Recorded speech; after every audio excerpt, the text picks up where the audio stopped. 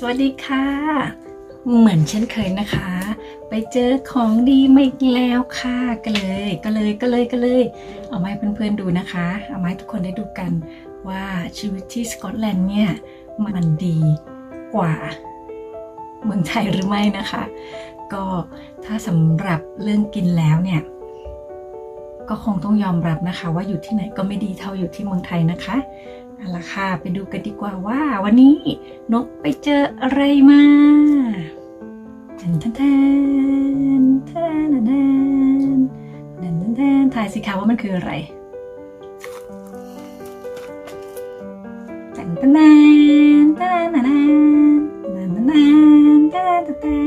ถ่ายสิคะว่ามันคืออะไร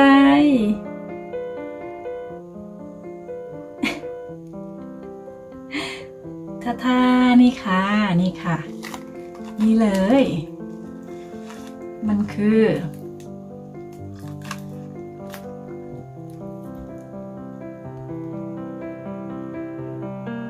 น้ำมะพร้าวค่ะมันก็เหมือนลูกมะพร้าวเผาที่บ้านเรานะคะแต่ว่ามันน่าจะเหมือนว่านึ่งมามากกว่านะคะก็ไม่รู้นะคะน้องไม่เคยซื้อทานที่นี่นะคะแต่พอดีว่านกไปมาร์กแอนด์สเปนเซอร์มาแล้วนกไปเจอตัวนี้นกก็เลยคิดว่ามันน่าลองนะคะว่ามันเป็นอย่างไรเพราะว่าลูกก็จะชอบน้ำมะพร้าวมากเลยนะคะแต่ไม่เคยหาซื้อได้ที่นี่นะคะเคยซื้อเป็นกล่องที่เป็นเหมือนคล้ายๆกล่องน้ำผลไม้แบบนั้นแต่ก็รสชาติมันไม่ใช่นะคะมันเหมือนปลอมนะคะ คือมันไม่ได้รสชาติของน้ำมะพร้าวสดๆแบบบ้านเรานะคะเชื่อว่าคนไทยทานก็จะรู้นะคะมันไม่ใช่นะคะวันนี้ก็เลยจะมาลองตัวนี้ค่ะมันก็คือมะพร้าวจริงๆเพียงแต่ว่าเขาก็จะทำผลิตภัณฑ์มานะคะคิดว่าน่าจะนึ่งมานะคะ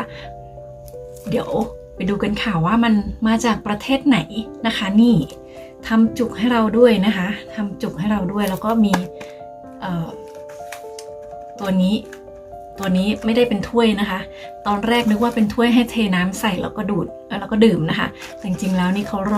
เอามารองมะพร้าวไว้เฉยๆเพราะมันจะล้มนะคะแล้วก็มีหลอดให้เราด้วยนะคะนี่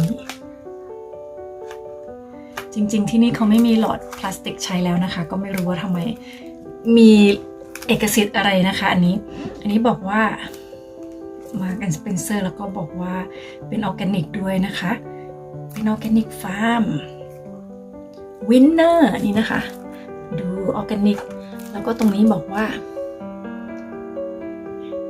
วินเนอร์อวอร์ดด้วยค่ะปี 2016Food Logistica Innovation Awards 2016แล้วก็มีวิธีด้วยนะคะวิธีก็คือเปิดจุกแล้วก็เสียบหลอดเท่านั้นเองแล้วก็ดื่มนะคะตอนแรกไม่รู้นะคะเนี่ยเพิ่งมารู้ตอนนี้เลย คิดว่าอะไรมีถ้วยมาให้ใส่ด้วยกินมะพร้าวไม่เป็นนะคะที่ไหนได้ตั้งไว้เฉยๆเป็นป้ายนะคะ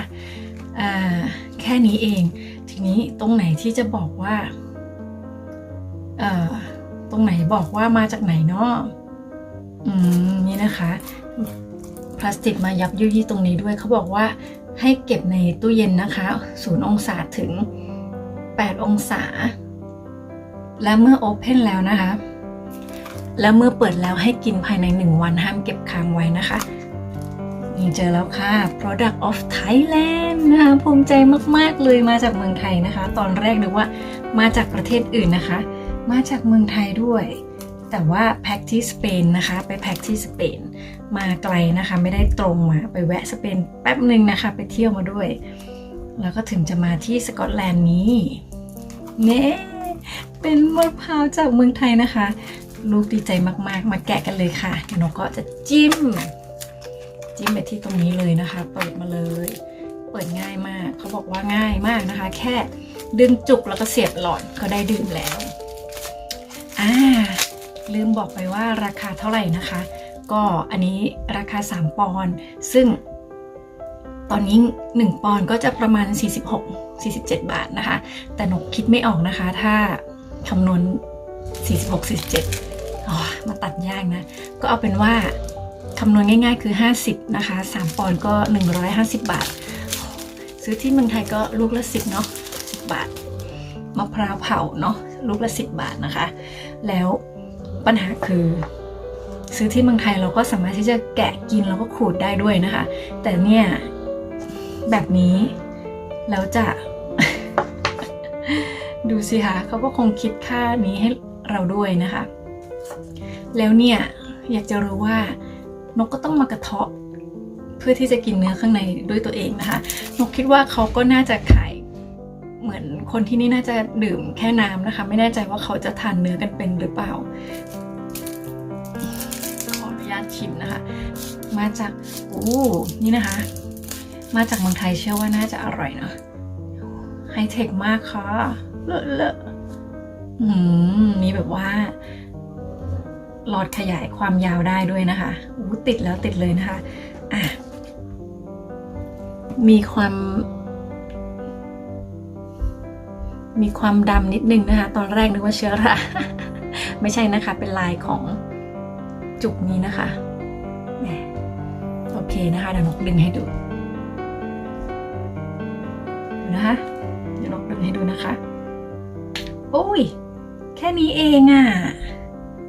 นิดเดียวมากเลยดูรูนะคะรูมีแค่รูนี้คือเขาใช้เครื่องเจาะแน่เลยนะคะนี่ค่ะเป็นรูสี่เหลี่ยมดึงมาก็แบบว่าหลุดง่ายๆเลยค่ะก็หลุดออกมาง่ายๆเลยเสียบเข้าไปนะคะข้างในนี้ก็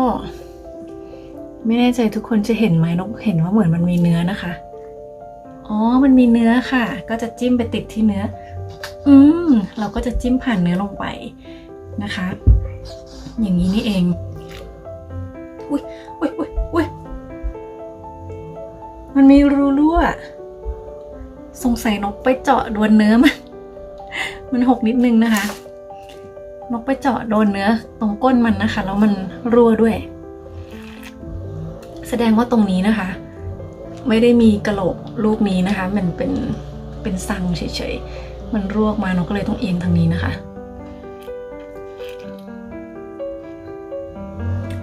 ก็ใช้ได้นะคะไม่อร่อยกว่าที่ซื้อกล่องของที่นี่นะคะที่เป็นน้ำมะพร้าวกล่องอะแบบเหมือนน้ำผลไม้แบบนั้นนะคะมันจริงมากกว่า เดี๋ยวหนูก็จะขออนุญาตไปดื่มน้ำให้หมดก่อนแล้วก็จะแบ่งให้ลูกด้วยนะคะแล้วก็เดี๋ยวไปกระเทาะมาเพื่อที่จะไปดูเนื้อข้างในกันนะคะไปเฉาะมาแล้วค่ะนี่นะคะไปให้ลูกทานลูกบอกว่ามันอร่อยนะคะแต่มันไม่อร่อยเท่ามะพร้าวที่เมืองไทย แต่ว่าก็โอเคอยู่พอลูกทานเสร็จหนูก็ไปเฉาะมานะคะทีนี้มาดูเนื้อข้างในกันค่ะเราต้องกินเนื้อมันด้วยนี่ค่ะเฉาะมาแล้วก็หนูไม่ได้เอาช้อนมานะคะก็ขออนุญาตใช้มือเลยเนื้อก็จะแข็งนิดนึงแต่ว่าก็พอได้อยู่นะคะก็เหมือนมะพร้าวนึ่งเลยเนาะขอชิม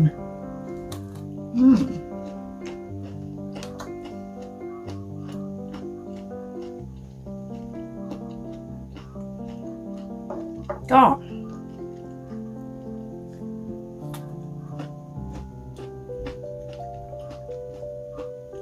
เหมือนที่ลูกบอกนะคะพอได้ค่ะก็แก้อยากได้แต่ว่าดีสุดก็ไปกินที่เมืองไทย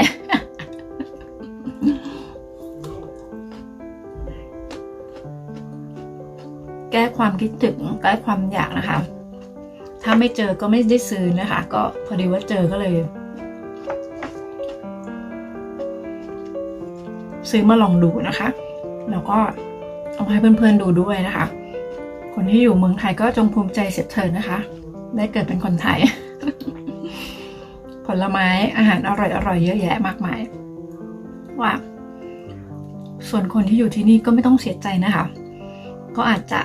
หาทานได้อยู่บ้างนะคะแต่ก็อาจจะไม่100%แต่ก็ยังดีเนาะใช้ชีวิตค่ะก็อยู่กันไปตามความเหมาะสม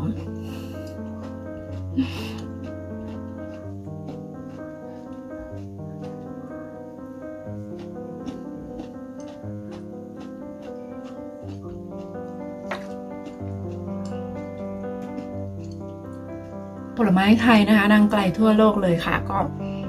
วันนี้นกก็เอามาโชว์เพื่อนๆเท่านี้นะคะว่านกอยู่สกอตแลนด์นกก็พอจะหาทานได้เช่นกันนะคะแล้วก็มาชิมให้ดูมันเป็นอย่างไรนะคะนี่ถ้านกไม่ได้เข้าไปที่มาร์คสเปนเซอร์วันนั้นนกก็ไม่ได้เจอนะคะเพราะว่านกก็ไม่ได้ไปบ่อยๆด้วยก็มีโอกาสไปก็เลยมีโอกาสผ่านไปนะคะก็เลยแวะพอแวะไปซื้อก็ได้เจอมะพร้าวจากเมืองไทยนี้แล้วค่ะก็วันนี้เราก็ต้องขอตัวลาไปก่อนนะคะหวังว่าเพื่อนๆจะชอบคลิปนี้นะคะอย่างไรก็ช่วยกดไลค์กดแชร์กด subscribe ด้วยนะคะแล้วก็อย่าลืมดูแลตัวเองนะคะวันนี้ไปก่อนค่ะสวัสดีค่ะ